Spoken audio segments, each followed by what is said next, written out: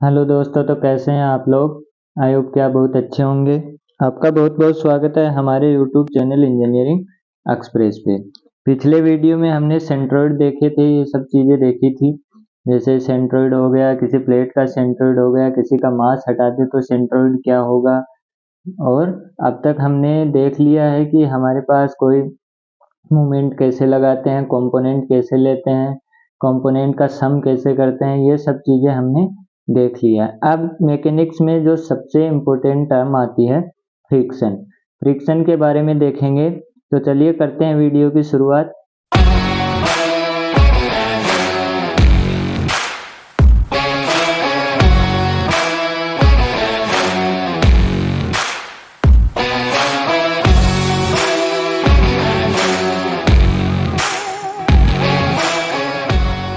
सबसे पहले हमारे पास है फ्रिक्शन होता क्या है। फ्रिक्शन क्या चीज़ है, हम सब जानते हैं। फ्रिक्शन क्या होता है, जो मोशन को अपोज करता है। ये सबको पता होता है कि हमारे पास फ्रिक्शन किसको बोलते हैं, जो क्या करता है, मोशन को अपोज करता है, यानी मोशन के विपरीत डायरेक्शन में चलता है, उसको हम क्या बोलते हैं, फ्रिक्शन बोलते हैं। अगर टेक्निकली डेफिनेशन देखें तो फ्रिक्शन क्या होगा, the friction is force distribution at the surface as contact and at tangential surface of the contact, और friction is the force against sliding force। अब क्या करता है, हमारे पास यहाँ पे क्या है, चार सरफेस है। चार सरफेस है, लेकिन इसकी तीन सरफेस क्या है, किसी भी टच में नहीं है, यानी किसी भी कांटेक्ट में नहीं है। मतलब इन तीन सरफेस पे किसी भी टाइप का कोई फ्रिक्शन नहीं लगेगा। हमेशा फ्रिक्शन कहाँ लगता है, जब भी कोई दो हमारे पास क्या आती हैं, सरफेस कांटेक्ट में आती हैं, तब हमारा क्या लगना चालू होता है, फ्रिक्शन लगना चालू होता है। तो एक चीज तो हमारे पास ये हो गई कि फ्रिक्शन कब लगेगा।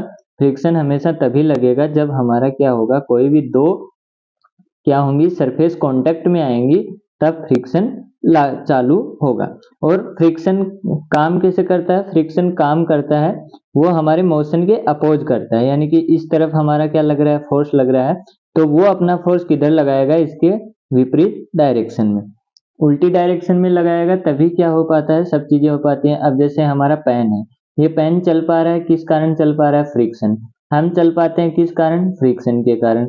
गाड़ी चलती है किसके कारण, फ्रिक्शन के कारण। यानी कि फ्रिक्शन हर जगह फ्रिक्शन है, कोई भी ऐसी जगह नहीं है जहाँ पे फ्रिक्शन नहीं है। ये सारे काम किससे पॉसिबल है, फ्रिक्शन से पॉसिबल है। अब फ्रिक्शन कितने प्रकार के होते हैं, फ्रिक्शन टू टाइप के होते हैं, एक तो ड्राई फ्रिक्शन होता है, एक फ्लूइड फ्रिक्शन होता है। अब इनकी डिटेल में आपको नहीं जाना है, लेकिन ड्राई फ्रिक्शन क्या होता है, यानी कि जहाँ पे सरफेस, यहाँ पे दो सरफेस हैं, तो ये सरफेस क्या है, सूखी है, तो इसको ड्राई फ्रिक्शन बोलते हैं। फ्लूइड फ्रिक्शन क्या होता है, जहाँ पे फ्लूइड के कारण फ्रिक्शन लगता है, यानी कि गैस के कारण या फिर हमारा लिक्विड के कारण जो फ्रिक्शन लगता है, उन्हीं में भी क्या होता है, फ्रिक्शन होता है, लेकिन उनका फ्रिक्शन क्या होता है, कम होता है, तो उसको हम बोलते हैं फ्लूइड फ्रिक्शन। अब एक चीज और निकल के आती है हमारे पास, लिमिटिंग फ्रिक्शन। लिमिटिंग फ्रिक्शन क्या होता है, the limiting force is the maximum frictional exerted at the time the impending motion that is when motion is tend to begin.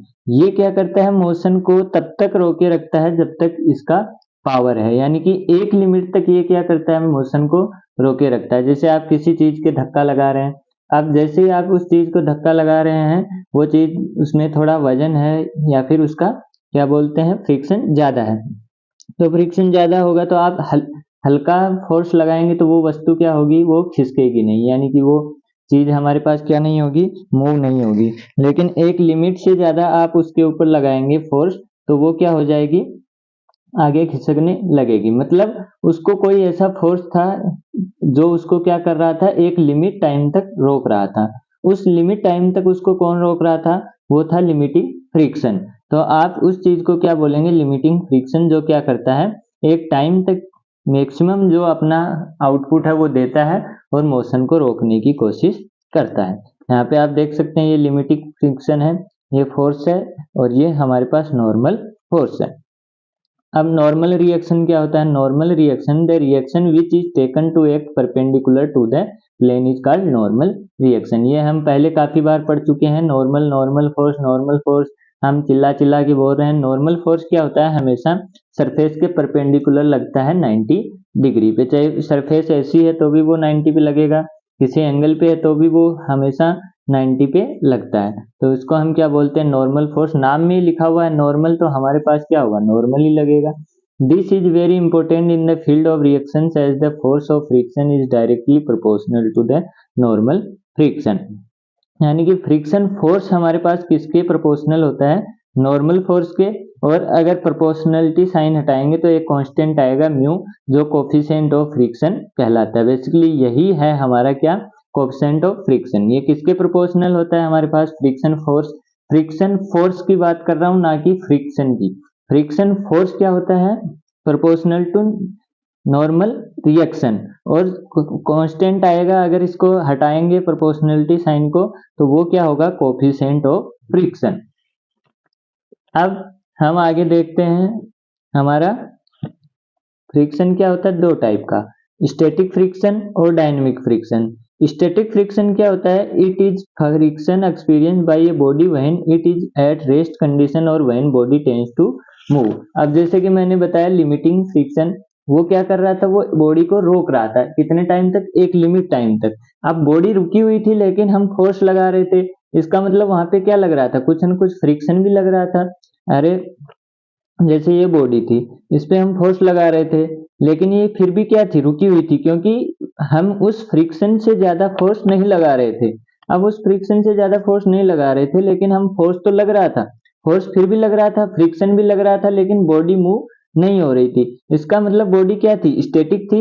उसको हम क्या बोलते हैं, स्टैटिक फ्रिक्शन। यानी कि एक body when it is a rest condition और when body tends to move, यानी कि मूव करने की कोशिश कर रही है या फिर रुकी हुई है, लेकिन फिर भी फोर्स लग रहा है, उसको हम बोलते हैं स्टैटिक फ्रिक्शन। डायनेमिक फ्रिक्शन क्या होता है, जब हमारी बॉडी क्या होती है, मूविंग होती है, उस टाइम जो फ्रिक्शन लगता है उसको हम क्या बोलते हैं, dynamic friction. It is friction experience by body when it is in motion, it also called kinematic friction. अब दो चीजें हो सकती हैं, या तो स्लाइड हो सकता है या रोलिंग हो सकती है। अब वस्तु है कोई, जैसे ये है हमारे पास कोई बॉक्स है, ये बॉक्स क्या हो सकता है, या तो स्लाइड हो सकता है आगे पीछे, या फिर क्या हो सकता है, रोल हो सकता है। सब जगह यही होता है। टायर होते हैं, टायर क्या करते हैं, रोल करते हैं। किसी और चीज को आप देख लें, या तो रोल करेगा या फिर स्लाइड करेगा। अब लॉ ऑफ फ्रिक्शन आता है। लॉ ऑफ फ्रिक्शन हमारे पास क्या होते हैं, लॉ ऑफ फ्रिक्शन होता है the force friction always act in directly opposite to that in which body tends to move. ये क्या बोल रहा है, जैसे बॉडी हमारी क्या कर रही है, बॉडी जिस तरफ जाती है या जाने की कोशिश करती है, दो चीजें हैं, जाती है या जाने की कोशिश करती है। इसने क्या बोला है, which body tends to move और directly opposite in the body, यानी कि या तो बॉडी उस तरफ चलती है, उसका मतलब वहां पे क्या लगेगा, डायनेमिक फ्रिक्शन। और या फिर बॉडी कोशिश करती है, चल नहीं रही है, वहां पे क्या लगेगा, स्टैटिक फ्रिक्शन। तो ये हमारे पास हमेशा किस तरफ लगेगा, अपोजिट में लगेगा। अरे भाई हम इधर फोर्स लगा रहे हैं और हमारा फ्रिक्शन भी इधर है, तो बॉडी मूव करने लगेगी ना, फिर तो वो बॉडी कभी रुकने वाली नहीं है। जैसे हमारी गाड़ी है, गाड़ी को एक बार हमने धक्का लगा दिया, अगर फ्रिक्शन भी इधर लग रहा है तो वो हमेशा क्या हो जाएगी, वो तो चलती जाएगी। लेकिन ऐसा नहीं होता है, क्योंकि फ्रिक्शन क्या लगता है, अपोजिट। तो हम क्या करते हैं, गाड़ी को रेस देते हैं, उसके बाद बंद कर देते हैं, तो वो क्या हो जाती है, एक टाइम के बाद रुक जाती है, क्योंकि फ्रिक्शन उसको रोक लेता है। फ्रिक्शन उल्टी डायरेक्शन में काम करता है। दूसरा पॉइंट है, till the limiting value is reach the magnitude friction exactly equal to the force which tends to move. The limiting value क्या होती है, लिमिटिंग वैल्यू यानी कि जब हमारा स्टैटिक फ्रिक्शन तब तक लगता है, और उसके बाद जब एक लिमिट हो जाती है, उसके बाद हमारा काइनेमेटिक फ्रिक्शन चालू हो जाता है, या फिर डायनेमिक फ्रिक्शन चालू हो जाता है। The magnitude of limiting friction bears a constant ratio of the normal reaction between the two surface of contact and the ratio is called coefficient of friction. अब ये बता दिया फ्रिक्शन फोर्स किसके equal होता है, हमारे पास म्यू एन। म्यू क्या होता है, हमारा कोएफिशिएंट ऑफ फ्रिक्शन। अब हमको एफ दिया रहे और एन दिया रहे, तो हम क्या निकाल सकते हैं, कोएफिशिएंट ऑफ फ्रिक्शन निकाल सकते हैं। The force of friction depends upon roughness smoothness of the surface. अब क्या होगा, रफनेस और स्मूथनेस पे डिपेंड करता है। रफनेस ज्यादा होगी तो हमारा क्या होगा, कोएफिशिएंट भी ज्यादा होगा। कोएफिशिएंट ज्यादा होगा तो हमको एफ यानी फोर्स भी ज्यादा लगाना पड़ेगा, जबकि अगर स्मूथ होगा तो हमको कम फोर्स लगाना पड़ेगा, और वहां का कोएफिशिएंट भी क्या होगा, फ्रिक्शन ऑफ कोएफिशिएंट भी कम होगा। The force of friction is independent of the area of contact. अब यहाँ पे किसी भी टाइप का एरिया का नाम नहीं लिया गया है, हमारा सिर्फ एक चीज पे डिपेंड करता है, वो क्या है, नॉर्मल फोर्स। ना कोई एरिया, कितने एरिया पे लग रहा है, कैसे लग रहा है, कोई डिपेंड नहीं है, सिर्फ हमको नॉर्मल फोर्स पता होना चाहिए, कोएफिशिएंट पता होना चाहिए, हम फ्रिक्शन फोर्स निकाल सकते हैं। After the body starts moving, the dynamic friction comes into play. The magnitude of weight is less than that limiting friction and it's bear a constant ratio with normal force. This ratio is called coefficient dynamic friction. Dynamic friction भी हम कैसे निकाल सकते हैं, same वही है हमारा F/N = mu. तो ये था सिंपल हमारे पास law of friction, static friction, dynamic friction और फ्रिक्शन क्या होता है। ये सब चीजें थी। आई होप कि आपको सब चीजें समझ में आई होंगी। अगर समझ में आई हो, वीडियो अच्छी लगी हो तो वीडियो को लाइक करें, चैनल को सब्सक्राइब करें। धन्यवाद।